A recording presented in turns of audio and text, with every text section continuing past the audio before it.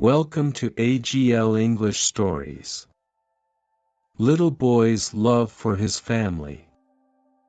I was walking around in a big bazaar store making shopping, when I saw a cashier talking to a boy couldn't have been more than 5 or 6 years old. The cashier said, "I'm sorry, but you don't have enough money to buy this doll." Then the little boy turned to me and asked, "Uncle, are you sure I don't have enough money?" I counted his cash and replied, "You know that you don't have enough money to buy the doll, my dear." The little boy was still holding the doll in his hand. Finally, I walked toward him and I asked him who he wished to give this doll to. "It's the doll that my sister loved most and wanted so much. I wanted to gift her for her birthday. I have to give the doll to my mommy so that she can give it to my sister when she goes there." His eyes were so sad while he was saying this. "My sister has gone to be with God. Daddy says that Mommy is going to see God very soon too, so I thought that she could take the doll with her to give it to my sister." My heart nearly stopped. The little boy looked up at me and said, "I told Daddy to tell Mommy not to go yet. I need her to wait until I come back from the mall."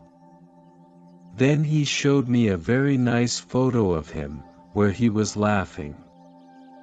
He then told me I want Mommy to take my picture with her so my sister won't forget me.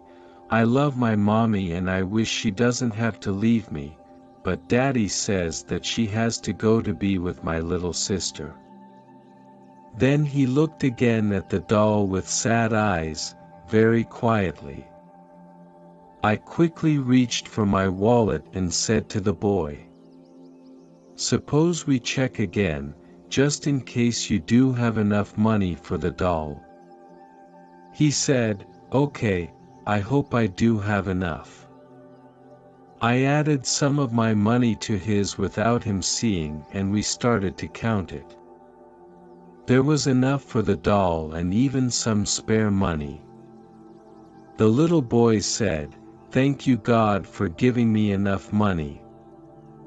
Then he looked at me and added, "I asked last night before I went to sleep for God to make sure I had enough money to buy this doll, so that Mommy could give it to my sister."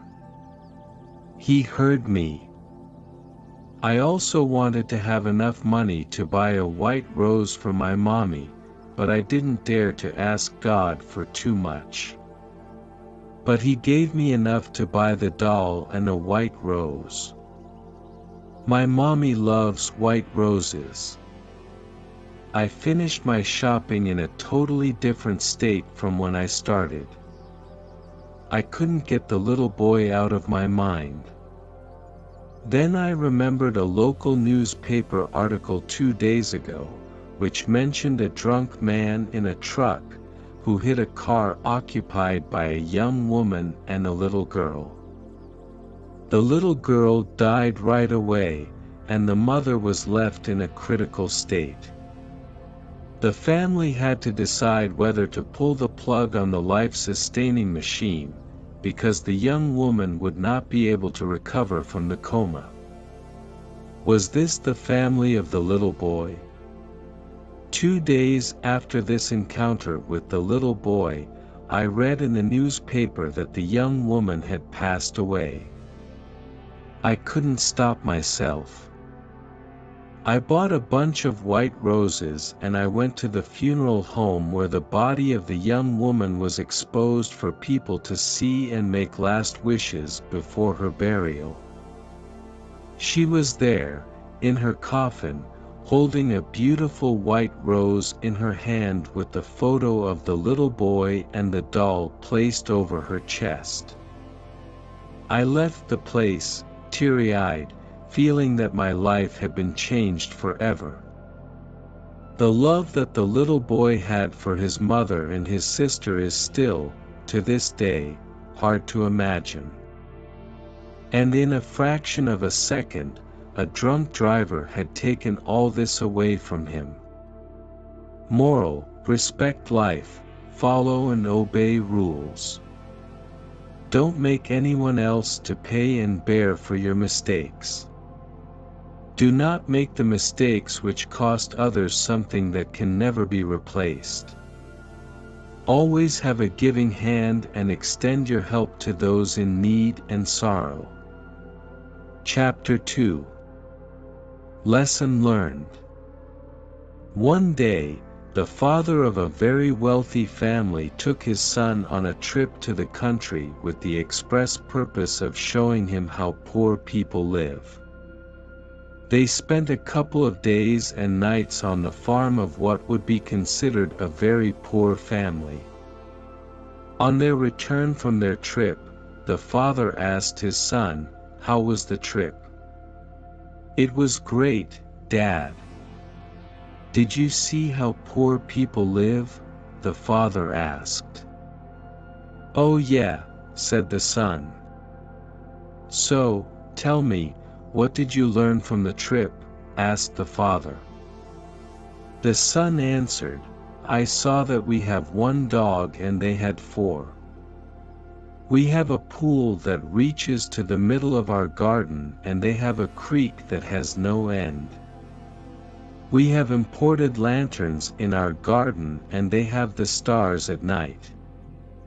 Our patio reaches to the front yard and they have the whole horizon. We have a small piece of land to live on and they have fields that go beyond our sight. We have servants who serve us, but they serve others. We buy our food, but they grow theirs. We have walls around our property to protect us, they have friends to protect them." The boy's father was speechless. Then his son added, "Thanks, Dad, for showing me how poor we are." Moral: love, unity, care, satisfaction is richer than any comfort money gives. Chapter 3. Goes around, comes around. One day a man saw an old lady, stranded on the side of the road, but even in the dim light of day, he could see she needed help. So he pulled up in front of her Mercedes and got out. His Pontiac was still sputtering when he approached her. Even with the smile on his face, she was worried. No one had stopped to help for the last hour or so. Was he going to hurt her? He didn't look safe, he looked poor and hungry. He could see that she was frightened, standing out there in the cold. He knew how she felt. It was those chills which only fear can put in you. He said, "I'm here to help you, ma'am. Why don't you wait in the car where it's warm? By the way, my name is Brian Anderson." Well, all she had was a flat tire, but for an old lady, that was bad enough. Brian crawled under the car looking for a place to put the jack, skinning his knuckles a time or two. Soon he was able to change the tire. But he had to get dirty and his hands hurt. As he was tightening up the lug nuts, she rolled down the window and began to talk to him. She told him that she was from St. Louis and was only just passing through. She couldn't thank him enough for coming to her aid. Brian just smiled as he closed her trunk. The lady asked how much she owed him. Any amount would have been all right with her. She already imagined all the awful things that could have happened had he not stopped. Brian never thought twice about being paid. This was not a job to him. This was helping someone in need, and God knows there were plenty who had given him a hand in the past. He had lived his whole life that way, and it never occurred to him to act any other way. He told her that if she really wanted to pay him back, the next time she saw someone who needed help, she could give that person the assistance they needed, and Brian added, "And think of me." He waited until she started her car and drove off. It had been a cold and depressing day, but he felt good as he headed for home, disappearing into the twilight. A few miles down the road the lady saw a small cafe. She went in to grab a bite to eat, and take the chill off before she made the last leg of her trip home. It was a dingy-looking restaurant. Outside were two old gas pumps. The whole scene was unfamiliar to her. The waitress came over and brought a clean towel to wipe her wet hair. She had a sweet smile, one that even being on her feet for the whole day couldn't erase. The lady noticed the waitress was nearly 8 months pregnant, but she never let the strain and aches change her attitude. The old lady wondered how someone who had so little could be so giving to a stranger. Then she remembered Brian. After the lady finished her meal, she paid with $100 bill. The waitress quickly went to get change for her $100 bill, but the old lady had slipped right out the door. She was gone by the time the waitress came back. The waitress wondered where the lady could be. Then she noticed something written on the napkin. There were tears in her eyes when she read what the lady wrote: "You don't owe me anything. I have been there too. Somebody once helped me out, the way I'm helping you. If you really want to pay me back, here is what you do: do not let this chain of love end with you." Under the napkin were 4 more $100 bills. Well, there were tables to clear, sugar bowls to fill, and people to serve, but the waitress made it through another day. That night when she got home from work and climbed into bed, she was thinking about the money and what the lady had written. How could the lady have known how much she and her husband needed it? With the baby due next month, it was going to be hard. She knew how worried her husband was, and as he lay sleeping next to her, she gave him a soft kiss and whispered soft and low, "Everything's going to be all right. I love you, Brian Anderson." Moral: what goes around comes around. You do good, you will get good in return. Always be helpful. Chapter 4. The Wise Old Man. A wealthy man requested an old scholar to wean his son away from his bad habits. The scholar took the youth for a stroll through a garden. Stopping suddenly, he asked the boy to pull out a tiny plant growing there. The youth held the plant between his thumb and forefinger and pulled it out. The old man then asked him to pull out a slightly bigger plant. The youth pulled hard and the plant came out, roots and all. "Now pull out that one," said the old man, pointing to a bush. The boy had to use all his strength to pull it out. "Now take this one out," said the old man, indicating a guava tree. The youth grasped the trunk and tried to pull it out. But it would not budge. "It's impossible," said the boy, panting with the effort. "So it is with bad habits," said the sage. When they are young it is easy to pull them out, but when they take hold they cannot be uprooted. The session with the old man changed the boy's life.